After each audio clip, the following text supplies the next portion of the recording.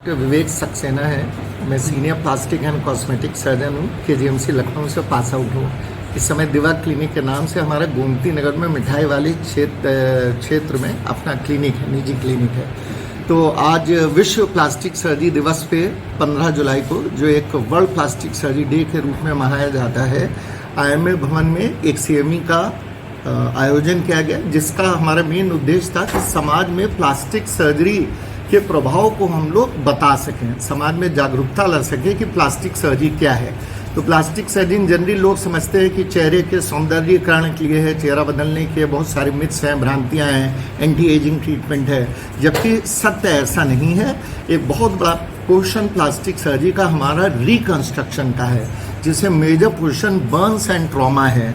तो जले हुए मरीजों में जो सारे अंग डैमेज हुए उनका पुनर्वास, उनका पुनर्निर्माण, चोट खाए मरीजों में बहुत सारे ऑर्गन जो डिरेंज हुए उनका पुनर्निर्माण, इस तरह करके ये एक प्लास्टिक सर्जरी बहुत ही वास्ट ब्रांच है।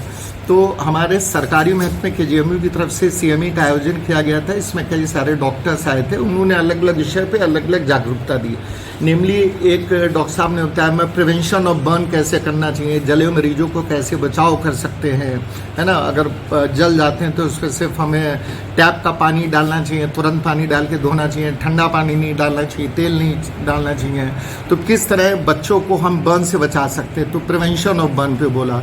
उसी प्रकार क्या कहते हैं कि हमारा जैसे हैंड इंजरीज है, इंडस्ट्रियल एरिया में थ्रेशर मशीन है, उसमें हाथ कट जाता है या पूरे बाल निकल जाते हैं, स्कैल्प वर्जन, तो उसमें रिकंस्ट्रक्शन करने, तो विभिन्न तरीकों से जो हाथ और पैर की इंजरीज हैं उनको माइक्रोवास्कुलर सर्जरी के माध्यम से हम लोग दोबारा पूरी तरह जोड़ सकते हैं। साथ ही साथ बर्न के मरीजों में इन्फेक्शन होता है, तो अब हमारे यहाँ एक स्किन सेंटर पूरा खुल गया है केजीएमसी में। और यहीं पे एक डॉक्टर मुक्ता मित्तल हैं जो एसोसिएट प्रोफेसर हैं केजीएमयू में, उन्होंने एक हमें व्याख्यान दिया है स्किन बैंक का। बहुत जल्दी सरकार के अतिरिक्त प्रयासों से, डिपार्टमेंट के प्रयासों से बहुत जल्दी एक स्किन बैंक, उत्तर प्रदेश का पहला स्किन बैंक हमारे किंग जॉर्ज मेडिकल चिकित्सा विश्वविद्यालय में प्लास्टिक सर्जरी विभाग में बर्न सेंटर में खुलने वाला है। तो इसके माध्यम से क्या है कि जो मोर देन 50% बर्न के पेशेंट है, जहाँ बड़ा एरिया है, जहाँ पे हमें बहुत ज़्यादा स्किन नहीं मिल सकती, वहाँ कैडेवरिक स्किन ग्राफ्ट हम लोग निकाल सकते हैं, जिसकी वजह से घाव जल्दी भरेंगे और बर्न में मरने वाले लोगों की संख्या कम होगी, मोर्टेलिटी मॉर्बिडिटी रिड्यूस होगी। तो ट्रॉमा रिकंस्ट्रक्शन पे बात हुई है, बर्न रिकंस्ट्रक्शन पे बात हुई है, हेयर ट्रांसप्लांट की बात हुई है।